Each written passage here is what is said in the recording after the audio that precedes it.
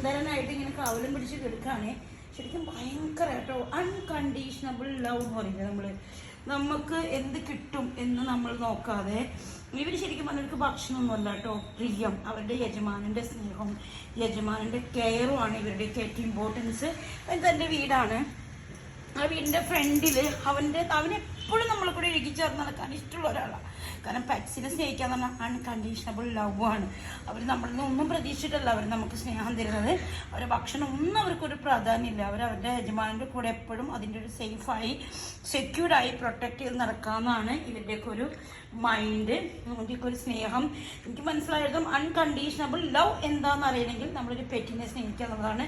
Pet മാത്രമല്ല, ഒരു ഡോഗായിരിക്കും അതിന് ഏറ്റവും ബെസ്റ്റ് ഓപ്ഷൻ.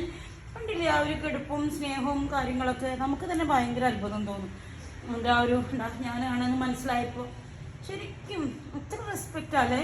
ഇപ്പോൾ അൺകണ്ടീഷണബിൾ ലവിൻ്റെ ഒരു വേർഡാണ് പെറ്റ് ലവ് എന്നുള്ളത്. അത് അവരുടെ യജമാനന് അവർ കൊടുക്കുന്ന ഒരു ബഹുമാനമാണ്.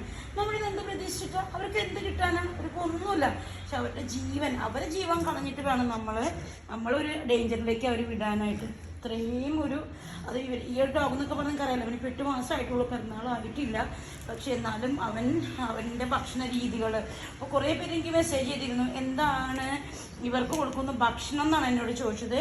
അത് ശരിക്കും പറഞ്ഞാൽ ഒരു ടൈം ഷെഡ്യൂൾ തന്നെയുണ്ട്. ആ ഭക്ഷണത്തിനെ കുറിച്ചുള്ള വീഡിയോ ഡീറ്റെയിൽ ആയിട്ട് ഞാൻ ചെയ്യാം. അത് കാരണം എല്ലാ പെറ്റ് ലവേഴ്സും അത് അറിയണം. കാരണം മോൻ എന്തൊക്കെയാണ് ഞങ്ങൾ കൊടുക്കുന്നത് എന്നുള്ള. ഷുഗർ ഞങ്ങൾ ഒട്ടും കൊടുക്കാറില്ല കേട്ടോ. കലു no. Thank you for watching my videos. Bye.